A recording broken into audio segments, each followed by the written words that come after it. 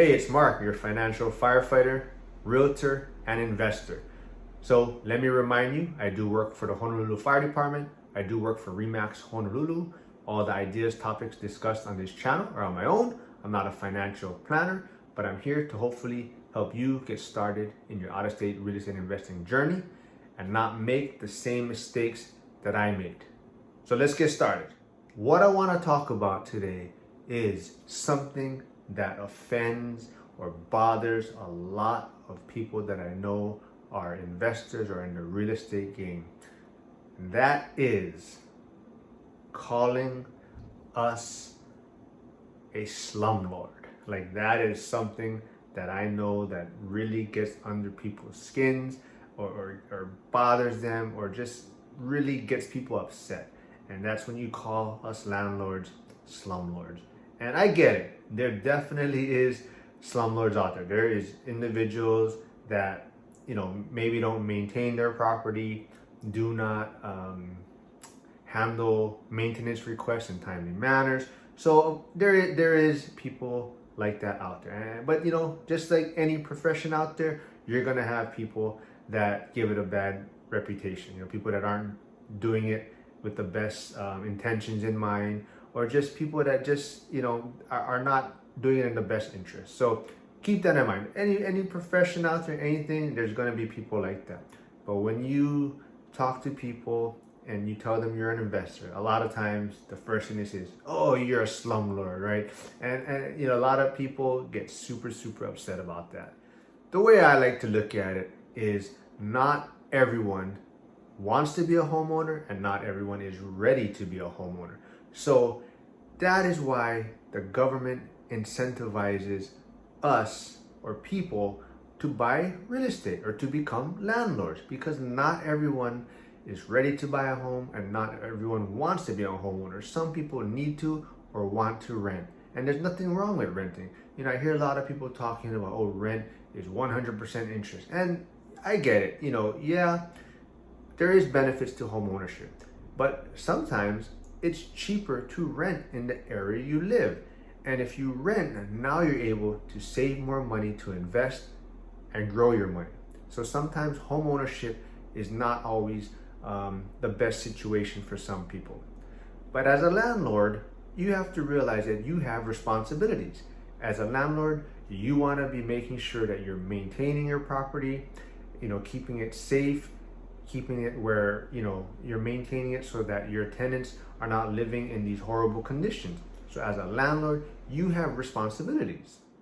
From my experience, most of the landlords that I know, they want to maintain a nice, safe living condition for their tenant, because they want their tenants to stay, right? So if they're keeping their property well maintained, if they're handling any repairs or maintenance requests in a timely manner, that's a better likelihood they're going to have a tenant that wants to stay, and it helps them find good tenants because they're keeping their property in a certain living condition. So, as a landlord, it only benefits you to take care of your property. And that's what people don't seem to realize, is that there is a lot of responsibility and expenses on our part as a landlord. People out there, they just think like, oh yeah, you buy a property and you get this rent income and you don't work. But you know what? You have a lot of liability and a lot of responsibility. And that's what people have to realize. If they're going to get into the real estate investing game, they have to realize that there is responsibility. It's not as easy as people seem to make it, but it's worth it. But it does take time. But you do have a lot of responsibility to make sure your property is safe. And that's why, people say, oh, you're just raising your rent or you're increasing rent on your tenant because you're greedy. No, it's because I need to raise my rent because my property taxes might be going up. My insurance might be going up. I have to maintain this property. I have to make sure that, the yard is done. Some places you might have to do snow removal, but you have to make sure that your property is well kept. And that's why sometimes you may have to increase your rent because your expenses are going up. So it's not about raising your rent because you're trying to be greedy and just trying to get a certain amount of money. You're raising your rent because your expenses are going up. So keep that in mind. People out there like to just bash on landlords. They think landlords are the problem for all these price increases, rent going up, making it difficult for people to live. And they think investors are buying up all these homes, but that's not the case.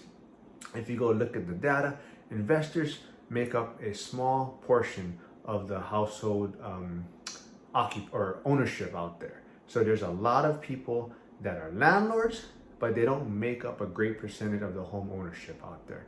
So that's what people get a misconception. They think that landlords are the reason why prices are just escalating, But the reason is because interest rates were so low, people want a place to live, and that's why home ownership does have so much benefit, and home ownership is always attractive, and that's why people are willing to buy homes. But it takes time to be in that position. So there's always going to be a need for rentals, and that's why the government gives you so much incentives as far as tax benefits, and banks lend you money.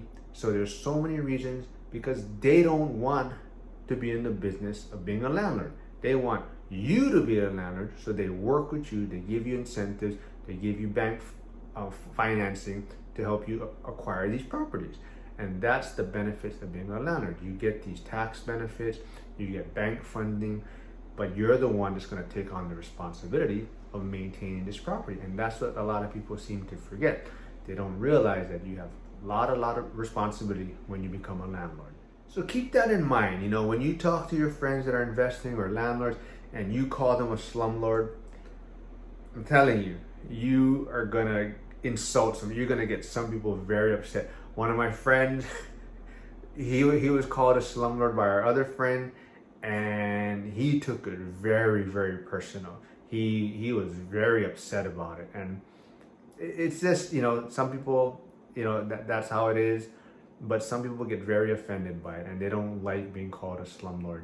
They're trying to increase their time freedom, help their retirement, get more time to be with their family or kids. They're not doing it to be greedy, right? But when you call someone a slumlord, it's like a personal shot at them. And I know a lot of people, they get very, very upset about it. So just keep that in mind when you're talking to people that are landlords or investing. Instead of just calling them a slumlord, right? Maybe figure out and try to see the bigger picture of why these people are investing in real estate or why they like real estate. And maybe you'll see it from a different viewpoint and realize, what? These people are trying to help other people. And that's how I feel. I try to provide affordable, safe housing to my tenants, right? Yeah, I'm trying to do it also to build my financial wealth, and I have more time, freedom, and help. But like I said, there's people that want to rent out there. There's people that do not want the responsibility of owning a home, because there's a lot of responsibility that comes with being a homeowner, right? And there's people that like the freedom to rent, be able to move locations, or when you first graduate high school, right? Or when you're younger, you may not have the financial means to just go and buy a home. So you need to rent. And that's why there's always going to be a need for rentals, and there's always going to be people that want to rent. So as a landlord, just keep doing what you're doing. Make sure you're maintaining your property. When your tenant has maintenance requests, try to get it done in a timely manner. Especially like winter time. If you have issues with heat or water freezing pipes or snow, those are the kind of things you got to take care of in a timely manner. To make your tenant want to stay, and also make it safe for your tenant. And something else that just came up, and something that I overlooked, but trees. The East Coast was getting a lot of storms and bad weather this year for the holidays, and I invest in Pittsburgh, Pennsylvania, and they had some horrible weather up there. I had a tree fall on one of my friends' properties that they just purchased, and it could have been a lot worse. We took care of it, and like I said, go back to networking. That was super helpful. I was on Facebook trying to find emergency tree removal services, and people were just messaging me all this information, and we got it taken care of. And it definitely, it costs money, but it has to be taken care of. It's for safety, but the damage wasn't as bad as it looked in the beginning. We got it taken care of, and we maybe prevented further damage, because the person looked at some other trees and like, you know what, these look rotting or dead, and I recommend getting these removed also. So you know what, we probably maybe saved ourselves from a bigger catastrophe down the road.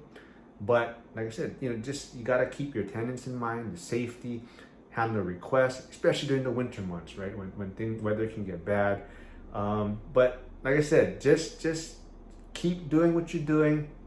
Don't worry about all those people that want to crack jokes or insult you or call you a slumlord. I get it, you know, you're doing the best you can, but that's all you can do, right? Do your best, keep your tenants, you know, safety, you know, keep your, you know, maintaining that property, and you know, everything is going to work out. So just network, be around the people that are doing it, positive vibes, and you know what, we're all in it, we're all trying to learn, and we're all going to get through this, and we're all going to succeed at this if you just get started. You know, you just hang in there.